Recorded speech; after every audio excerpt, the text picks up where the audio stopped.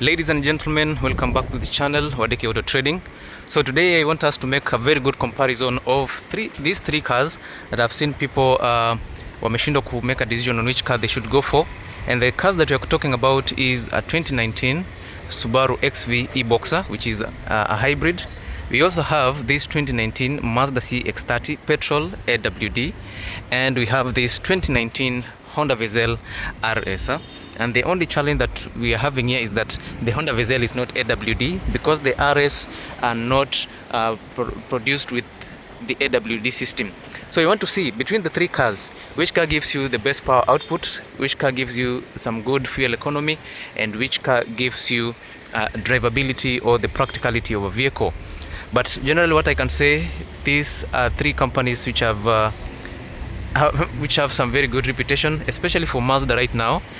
They are the top selling car company in Kenya, followed by Toyota and then maybe Honda and Subaru.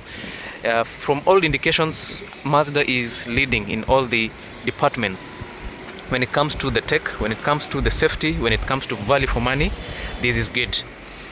When it comes to fuel economy, Honda is the best car overall because I know a 1.5 liter hybrid system, it gives you up to 20 kilometers per liter. While if you want a vehicle that is a bit more rugged, that balances fuel economy and power and also day-to-day activity, the Subaru XV will do that nicely, considering that the car has a four-wheel drive system, or we can say the symmetrical all-wheel drive system. So we're going to talk about the three cars. Let us see who has done a good job and who needs to improve. And of course, each and every car has its own strengths, of which we've talked about. So I don't know which car we should start with.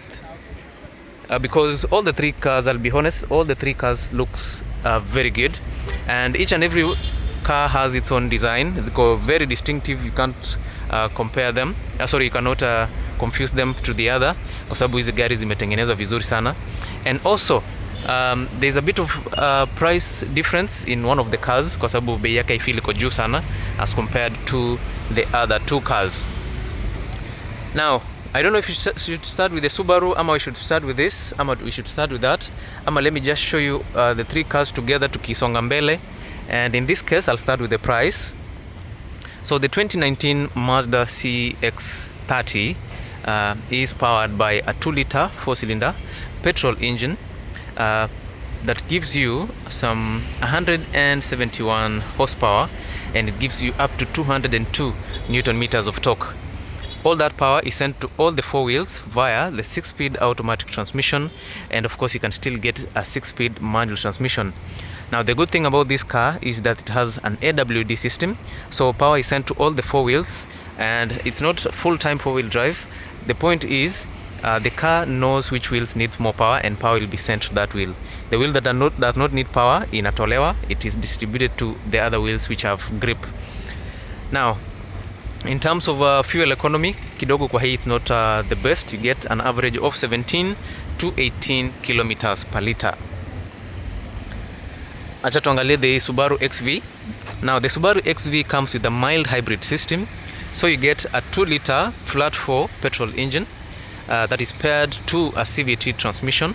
And in terms of fuel economy on this, you get an average of 19 to 20 kilometers per liter. Subaru kama kawaida inakuja with the symmetrical all-wheel drive, so it works the same way as Mazda, but the one in a Subaru is very robust. I think that is the one that is very ideal to the Kenyan roads. Bei yake, the asking price for this is around 2.8 million shillings. Let me say 2.8 million shillings. Ukikuja of course tunabonga kidogo, but for this Mazda CX30, the price is around 3.2 million shillings. I don't know how KRA does that, because almost every showroom ukitembea this car utapata yenye less than 3 million, because the duty that you pay on this car is quite high. Now let us look at the Honda Vezel. Honda Vezel iko na several trims to choose from. So we've sold several Honda Vezels at 2.6 million shillings cash, especially for those of you wenye mnataka the Z Sensing, that is the high grade Honda Vezel. But wenye mnataka RS huwa iko slightly higher in terms of price, inakujanga around 2.65 million shillings. This car is powered by a 1.5 liter petrol engine with electric motors. Power is sent to the front wheels via the Honda dual clutch transmission system, of which unaangalia kila moja iko very different. Now the RS only comes in as a front wheel drive, but you can go for the normal Honda Vezel, or you can go for the Z Sensing Honda Vezel. That's where you'll get to choose between a two-wheel drive and an all-wheel drive. Now with the 1.5 liter hybrid, you get better fuel economy on this. Inakupatia 22 to 23 kilometers per liter. So when it comes to fuel economy, Honda Vezel wins. Tumesema 22 to 23 kilometers per liter. Mazda the Subaru XV comes close with 19 to 20 kilometers per liter, while the Mazda has not the best fuel economy out of the three because it has no hybrid system, giving you 17 to 18 kilometers per liter. When it comes to the price also, the Honda Vezel gives you a better price compared to the three cars. I think Honda Vezel in terms of price is a better vehicle overall. Subaru XV imebalance, iko katikati 2.7 million shillings, while this Mazda kidogo imechoma because the price is above 3 million shillings, of which mtu mwingine atangalia, instead of going for the CX30, let me just go for a Mazda CX5. Before we look at the design, let us look at the practicality and the boot spaces of the car.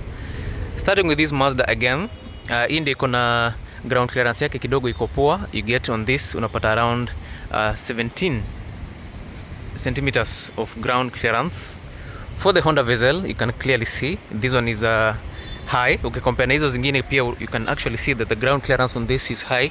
You get up to 20 centimeters of ground clearance, while for the Subaru XV, hii kidogo iko juu, you get up to 21 centimeters of ground clearance.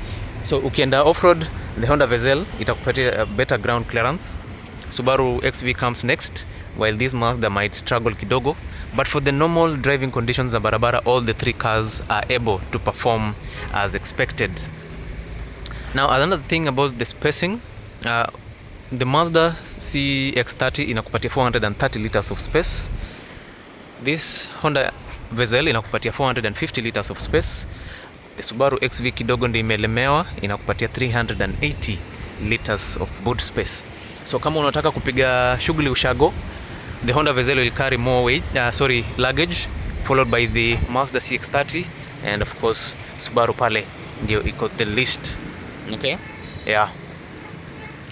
Now let us do an overall look. Tuangalie gari in terms of design, which one looks good.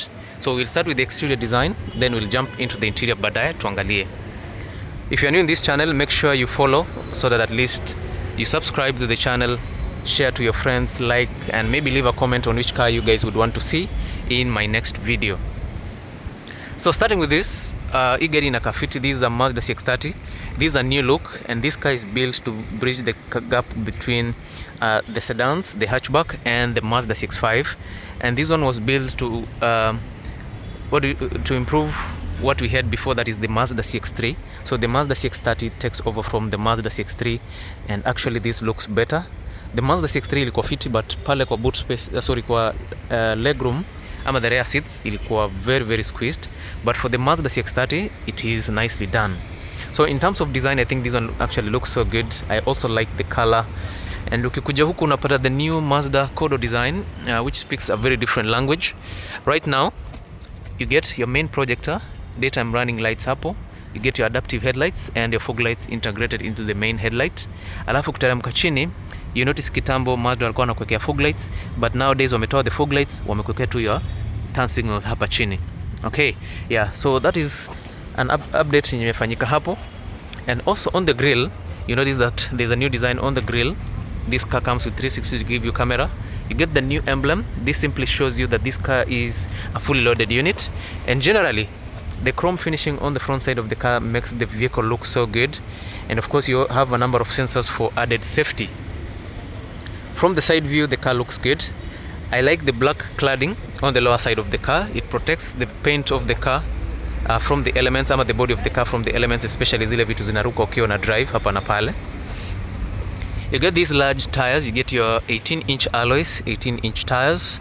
It comes with the solid brake discs over there, which are vented, and on the inside unapata your McPherson strut suspension with coil and springs with anti-roll bars to ensure that as you drive this car, you are as comfortable as possible. And remember, for Mazda, it's tuned to be a bit more sporty as compared to the other two cars. Ground clearance tushasema. I like the chrome which runs on the lower side of the window frames. Side mirrors iko fiti, LED turn signals, and of course you have cameras on the underside to give you 360-degree view of the car. And on this side unapata keyless entry. Now this is the part that I like about Mazda. When it comes to designing their cars, they do it wholeheartedly.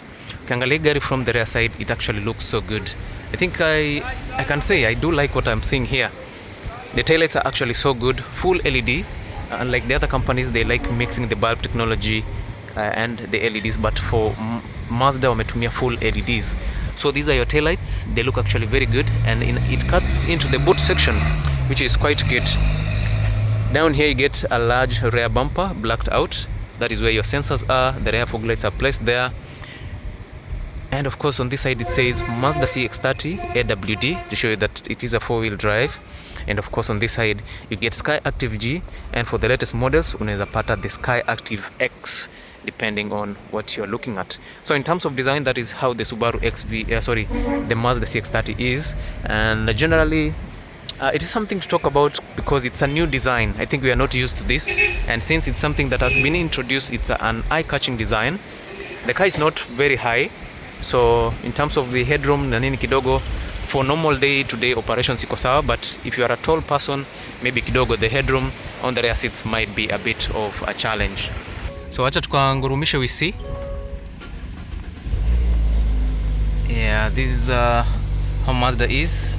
There's a glass cover on this, inafanya inakuwa very shiny. I don't know if you guys mnaiona, it's very reflective, but it's the clusters are good. You get digital clusters on this hapo katikati, but the other things are analog, and this car comes with 57,000 kilometers mileage. I'm sorry about this, I think kuna some glare hapa ya sunlight. Maybe nikifanya hivyo I can be able to see the RPM meter, your speedometer, and your temperature gauges and fuel gauge zote ziko hapo zinaonekana fiti. And I'm going to say this is the part where the Mazda CX30 beats all the other cars, the interior. Let me show you the interior of the car so that at least you get to see. And I'll be honest, what I'm seeing in this Mazda is actually very, very good. So ukiangalia the design from the door, everything looks perfect. You have this brown leather finish, leather here, some amazing stitches, black, some synthetic leather on this side, door bins. You have some large speakers over here, another speaker over there, which is actually something very great that you don't get in the other cars. And also the audio system in Mazda is always the best. When you look at what is going on here, especially on the cockpit, it actually looks futuristic. It looks very, very modern, and you might think that you are in a Mazda CX-5, but the design is slightly off to the CX-5 in a car more of the Mazda 3. When it comes to the quality of the seats, this is what you get. Look at this. The seats are high quality. This is not what you get on your ordinary cars. Hizi vitu ziko fiti. It's actually some high grade design on the seats. Hizi ziko fiti. Look at this. Black seats, brown stitches, perforations here and there. The seats are electric, and of course it also comes with 2 memory seat settings. Now ukiwa umekaa hapa, everything feels nice, and of course these are your leather wrapped steering wheel, which is also heated, controls for the infotainment system, cruise control over here, paddle shifters on this side. So basically this Mazda CX30 comes with everything that you're looking for in a car. Your SRS airbag is here on the steering wheel, and I think I like the new cycler design on the steering wheel here. It feels actually very modern. Air vents, several controls for the car including idling stop, off-road setup, parking sensors, 360-degree view of the car, or you can arm all the sensors all around. Memory seat settings over here, and of course on the lower side you get your paddles. I like this soft material here. It looks like leather, but it's not leather. It's some soft rubbery material, which is actually very good. You get your heads-up display on this, a large infotainment system, which feels so good, and the center console also looks modern. You have your air vents on this side, your display. You can switch on the ACs, more controls for the ACs, rotary controls. You push to start, DVD slot, USB port, storage space. Hapo kuna 2 cup holders, gear shifter for your 6-speed automatic, controls for the infotainment system, and of course since these are petrol, you have this dedicated sports mode button. Huko chini you have leather finish, and you have this button here that I see most people wanaiona but hawajui kuitumia. In case you're driving the car in the city na umefika mahali kuna traffic jam na gari yako umeisimamisha, instead of keeping your foot on the brake for too long, you just have to auto hold. The car will hold that position for you, but it will only stay for 10 minutes. 10 minutes ikisha, the gari inajipeleka into park, and that only happens gari ikiwa in neutral ama in drive. So you make sure you put this, your gari itajihold, hata ukiachilia brake it will not move until when you disengage. Sawa. And by disengaging, you just have to step on the accelerator and the car will start moving again. Leather armrest iko fiti, you slide back, deeper storage space, HDMI port, USB port, and 12 volt output. The rest of the car is nicely done, kila kitu iko fiti, and I think the seats are also good looking. Now, because we are doing a comparison of 3 cars, I think I'll have to move a bit faster. Let me show you from the rear seats. Unaangalia huku kuko poa, everything looks nice, and also on the rear side unaangalia the space is squeezed kidogo in terms of leg room. Driving ama when you are in a long distance drive, wenye mkoko nyuma kidogo, you might get bit of a challenge. Armrest, 2 cup holders, but ukiwa umeisongesha yako kakiti mbele kidogo, you'll be fine. So you don't have to worry much about that. But when it comes to the driving dynamics, the style, how comfortable the car is, how modern the car is in terms of tech and everything, and in terms of the audio quality, this Mazda CX30 is the best overall.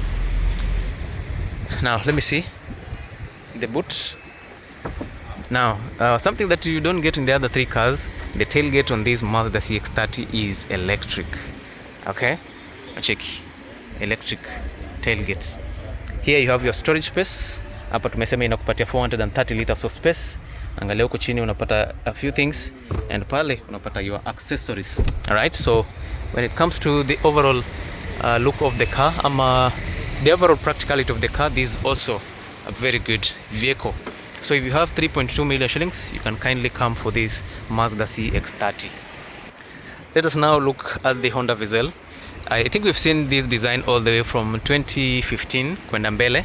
The only thing that has changed much is the facelift yenye imefanyika from 2017. The car looks better, and in terms of design, I think this is a bit more striking, inakaa fiti, and it looks unique in its own way. Inakaa poa. I think Honda also moving in the right direction, but when you compare this to this one looks a bit smaller, this looks a bit more practical, and I'll be honest, Honda Vezel imebalance vizuri sana in the front row, the second row, and in the boot section, and it is slightly larger than what you get on this Mazda CX30. Right now, in terms of the design, you get full LED daytime running lights, LED main projectors, your turn signals pia ni LED, you get LED fog lights down there, and because this is an RS, you get this black finishing on the car. The front side looks good. Unfortunately, Honda Vezel doesn't have 360-degree view of the car, and on the side it looks good. You also get some large alloys on this, unlike in the Mazda CX30, you get some nice looking alloys over here. You get 18 inches, and at time you get 17 inches depending on what you have. The tires are good, the handling is not bad, ground clearance is perfect, chrome plated door handles, keyless entry, and ukiangalia from the rear side, you get this clean look, iko fiti. I think I like the design that I get here, but it doesn't play around with several things like the Mazda. So you get your taillights, a mix of LED and bulbs. It says Honda Vezel, and of course on this side it shows you that it's a Honda Vezel RS, and this is hybrid. Other than that, everything looks good. The rear bump haina madoido mingi, and generally it looks very much okay. So ukiangalia hii gari, it looks good. I have no complaints about Honda Vezel.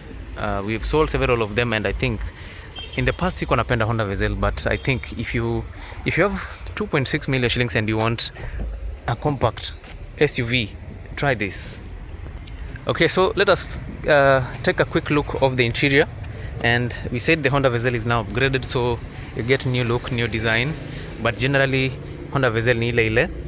When you look at the door, there's not a lot going on like in the Mazda. I think you see this plain design over here. I think the most part of it needs is synthetic leather, black stitches, armrest kama kawaida, Alcantara finish, power door control, speaker, and door bins. Nothing much to talk about in terms of design. It's just straightforward. The cockpit iko sawa pia, I have no complaints about it. I think the cockpit is very much okay. The quality of the seats also are good, but when you talk about the quality of the leather used, you have a mix of Alcantara and synthetic leather. You can actually see synthetic kidogo zinashinda zikiraruka, not the best quality like what you get in Mazda, but they are good. Ziko fiti, soft material, beautiful stitches, white stitches, and this has this Alcantara and leather because the seats are heated, so it's easy to ventilate seats with this Alcantara or cloth finishing. Once you sit inside here, this is what comes up. This is what you get to see. Since this is a hybrid vehicle, so this is primarily what comes on. Hybrid system eco very active on this. So here you get your leather wrapped steering wheel, which is very much okay. Controls for the infotainment system, your cruise control, and because this is an RS, it comes with paddle shifters also. And huku kwingine you get some very beautiful clusters. Ziko fiti. The clusters are good looking. You have your charge meter over here, your RPM, which is analog, and on this car the mileage is 80,000 kilometers only. Perfect. Hii ni mileage ingine safi sana. So the steering wheel is okay. Everything feels good, modern enough. I have no complaints. I think also the steering wheel is good looking. Hizi nazipatia max vizuri sana. This is very good.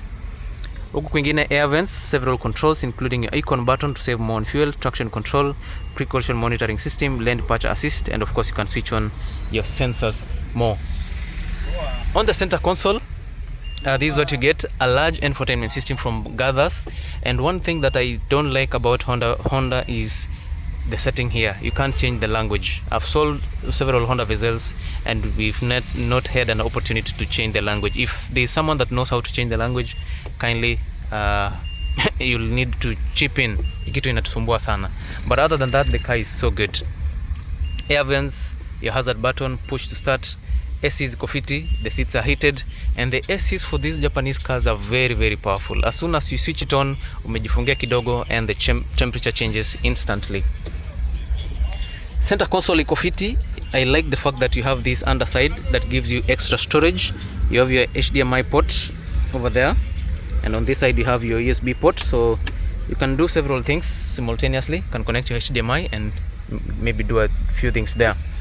This floating center console is good. Alcantara finish, storage space, gear shifter, which is very much okay. And we say this comes with the dual clutch transmission system. Your electronic parking brake, your sports button here, and of course as soon as you engage that, it turns to red. Ikiwa normal ni ka white hivyo, and ukika icon kale kamaua kanatokea pale to show you that it is on eco mode. On this other side, armrest, the softest is like a bit hard, so you lift it to give you this space, and I'll put 2 cup holders of which you can extend this space to give you deeper storage. Angalia, yeah, yes, if you don't need some, kama utaki storage nyeko very deep kama hii, you just press this button, it will come up, and also this side. So generally iko fiti, and you get additional storage space over there. In terms of the dashboard, no heads-up display, plastic unasikia, this is all plastic, Alcantara, and storage space, the largest glove compartment in a car. And ukiangalia kwa viti, this is simply what you get, very good design. And on the top side unapata the ordinary stuff, the rear view mirror and lighting for the interior, and that's it about the front side of the Honda Vezel. Okay, so let us check out the rear side. The rear side is the same design on the door. There's nothing fancy going on, but it's clean look, not complicated, iko straightforward kabisa. Now ukiingia hapa, I think this is where this car wins overall. In terms of the space in the interior, this is one of the best. Inakupatia the best sitting space, and also the quality of the seats, leather, and all the 3 seats iko na headrest. It comes with a drop down armrest. Unfortunately haina cup holders. Leather finish on this side, beautiful stitches, some nice quality. And ukika hapa, yes, it gives you some good space for your legs. I think this feels very much okay. And of course maybe you can raise the headrest kidogo for better feel. You have some pockets here and there, 12 volt output, and maybe a storage space for 1 or 2 things. Other than that, I would say the Honda Vezel is very good na inakupatia the best space overall. So in terms of practicality, spacing and all that, this is among the best. Now the tailgate on this is not electric, ni manual tailgate, and of course ukikangalia hivi you will clearly see that this gives you some better space overall, especially ukifungua hapa inakupatia space. That's your battery pack, several things hapa, alafu the accessories ziko on the sides because on the underside the batteries ziko huko chini, so that is what drive the car. So overall, so that's it about the Honda Vezel. Let us now check the Subaru XV and then tufanye a full tuangalie which car wins the day. The third and final car is the Subaru XV, and you say the Subaru XV e-Boxer has a mild hybrid system to help you give you better fuel economy and at least to add more on the power output of the vehicle. So in terms of design, we have the typical look of a Subaru, the daytime running lights, your turn signals pale, main projector headlight which is adaptive, and of course for Subaru without a fog light in mchezo. So Subaru comes with fog lights as standard. You get a very nice grille. The grille has not changed much. The design looks good overall, and from the side view there is not a lot that's changed in this Subaru. I think inakaa tu kama Impreza yenye iko lifted kidogo. You get some nice alloys over here, which is good. Some nice large tires, 18 inches in size also. And from the rear side, you get this look. It looks okay. The design that you get here is a carbon copy of a Subaru Impreza, but this one looks a bit more lifted because, yeah, it gives you some good ground clearance. It is an alternative to the Subaru Impreza in case you want more power and also you want more practicality. The taillights are good looking. It comes with the AWD system. You get Subaru XV e-Boxer, a number of sensors, and in terms of safety, I think Subaru XV sits on top of the chain with the Mazda CX30, and also the Honda Vezel has this Honda Z sensing suite for safety. The rear side looks a bit lifted. The rear side looks a bit lifted as compared to the front side, but in terms of the tires and everything, it looks very much okay. Kila kitu inakaa fiti. It's much of the same. Now the main difference that you get on this is that this one comes with the roof rail. Yeah, for the other cars haiko na roof rail, this one comes with the roof rail, which is okay. It actually looks pretty good. I think I like a car with the roof rails inakaa fiti. And for this Subaru, I'm going to tell you that they are playing around with colors. It actually feels so good. It feels so modern. So let me just show you the interior. So let me give you a quick look of the interior of this car. It actually looks nice. And we said for the Honda Vezel, there was not a lot going on. For the Mazda CX30, there was a lot of design here and there, different colors. Quality ilikuwa different. But for this Subaru, I think they're playing around with fabric, leather, carbon and all that, at least to make the things lively. So ukianza hapa, you have some nice plastic on it. This stuff looks like some sort of carbon finishing, though it's not carbon, it's fiti. Blue finish over here, which looks nice. I think the color contrast at least brings out some beauty to it. Power door controls, synthetic leather armrest with beautiful blue stitches, door bins over here, and a large speaker on this. So we've had to move the Subaru XV out of the way kidogo. Kuna mtu pale anataka kufanya pre-purchase inspection, so we have to give them room wamalizie mambo yao. So other than that, the Subaru XV is good. I think we'll continue with the interior in a few tuangalie, and I'll be honest, the interior of this Subaru XV looks good. Iko fiti. Okay, from the cockpit, this is how it looks like. It actually looks good. The Subaru feel is actually in this car. Inakaa kama Subaru Forester. It looks like a Subaru Impreza, but it has that identical Subaru design. When it comes to the seat quality, I think I like this. It's a bit more of fabric, some synthetic leather over here, but compare the synthetic leather ya Honda Vezel na yenye kwa hii Subaru, I think this is a bit on a lower grade, but the design overall is good. Get some good fabric, white finishing hapa, lakini inataka usafi bana, you need to be hygienic. The headrest is okay, fabric, stitches hapa na pale. The design here feels good. I like the texture. The texture feels just right, fiti. But other than that, you get some very good seats. They are electrically adjustable, of course. That is very much okay. You get XV right there with blue finish, and the blue color is significant because these are hybrid. So yeah, for hybrid cars, I think the blue is usually what people believe is the color for hybrid cars. Synthetic leather also on the steering wheel. This is the hardest, because there's 3 steering wheel. This has the hardest quality. blue stitches on it. You get your SRS airbag and a bit of plastic. Controls for the infotainment system, paddle shifters, adaptive cruise control on this paddle shifters also. You have the Subaru clusters here, which plays with a lot of colors. Unapata blue, you get yellow, orange, all those colors. So for Subaru iko-fiti, and of course we still get the analog clusters for the Subaru e-Boxer. Evans iko-fiti, blue finish, push to start. Several controls for the car, including blind spot monitoring system, traction control, and so many other things that might be missing. Is hapa mali wameka hizi poverty buttons. No heads-up display. I think it's only available in the Mazda CX30. The speaker is okay, but in terms of the quality, you can compare, Mazda still comes on top. This one has two infotainment screens. This is the main aftermarket infotainment system.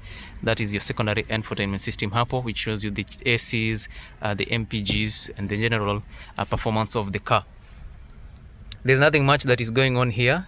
The AC controls ziko sawa, but they don't look very colorful. All the other two cars inakaa modern, kidogo ime lag behind, but it doesn't affect the operational capabilities of the car. The other cars iko na leather on this side. For this Subaru, it's a bit more plasticky. Plastic blue design, gear shifter for your CVT, electronic parking brake. X mode, you can activate it from here, auto hold. You also have two cup holders, which is a bit more practical. Storage space for your phone, armrest, deeper storage space, which is okay, and it comes with 12-volt output. On the dashboard, tunaangalia, it's a bit more plasticky, stitches, blue design over here, which fuses to the door, and of course you have additional storage space here and there. The front passenger seat is also good quality, but not the best, but iko sawa. And of course on the top side you have your rear view mirror, you have your lane departure assist, pre-collision monitoring system, and lighting for the interior of the car. Now on the rear side of the vehicle, EPA iko na some decent space. Ukicompare na kale ka Mazda CX30, the space on this is much larger. Alafu unaangalia, the seats can be easily folded on this. You just pull this and you can always fold the seats for better space. It also comes with a drop down armrest with two cup holders, which is okay. Alafu in terms of the leg room, it gives you some perfect sitting space. Just like in the Honda, I think the sitting on these two cars, the Honda Vezel and the Subaru XV, is perfect. So I think spacing ya hizi gari ziko fit kabisa. The space is perfect, everything looks so good. So if you're interested in any of the three cars, their spaces are actually very, very good. So it comes down to the details, which car you're interested in, which one you like, and which one would serve you better. And also the ultimate decider is the price tag. So the boot space on this, this is what you get. The loading height is a bit high on this. It comes riddled with a number of sensors. The rear fog lights pia ziko, and unaangalia huku it's quite higher, and I don't know if this is something good. Kuna storage space hapo, and because this is hybrid, this space yenye iko pale is not very much usable. So yeah, that's it about the three cars. Generally tulisema tukiangalia in terms of practicality, Honda Vezel might be the most practical car. It gives you the best fuel economy. In terms of ground clearance, it's the highest. Ukiangalia the price, it gives you some very good price, 2.6 million shillings. And also ukiangalia the leg room in the interior, or the overall space in the interior, the Honda Vezel is on top of the food chain. The Subaru XV gives you some good fuel economy also. Unapata up to 20 kilometers per liter. But it struggles a bit when it comes to the quality. The quality of the car is not the best. So in terms of quality, it is it is the lowest. The Mazda being number 1, Honda being number 2, and this being number 3. In terms of the overall look and design, Subaru haiko mbaya. It's neither good nor bad, so that I'll leave it to you guys to decide gari gani imeweza. In terms of design, tukisema gari gani na kafiti, I'll go for the Mazda CX30, followed by Honda Vezel, and of course followed by Subaru XV. Ukiingilia mambo ya fuel economy, Honda Vezel, Subaru XV, and the last is Mazda CX30. Quality ama value for money, Honda Vezel, followed by Subaru XV. The Mazda CX30 gives you everything, but price iko juu kidogo. Modern tech, modern safety, audio quality, Mazda CX30 is the best, followed by Honda Vezel, and of course followed by Subaru. So the comparison is something wide. I think there's nothing definitive that would say which car is the best, but if you're looking for a car that is balanced all round, the Honda Vezel might just take the day. But now you need to know that for the Honda Vezel, the sensors on these cars are crazy. Something we can off. If something goes off on the Honda Vezel, you're doomed. The Subaru XV pia iko fiti, maybe mambo ya CVT kidogo, but I've not had that in a while, so I think Subaru sorted it.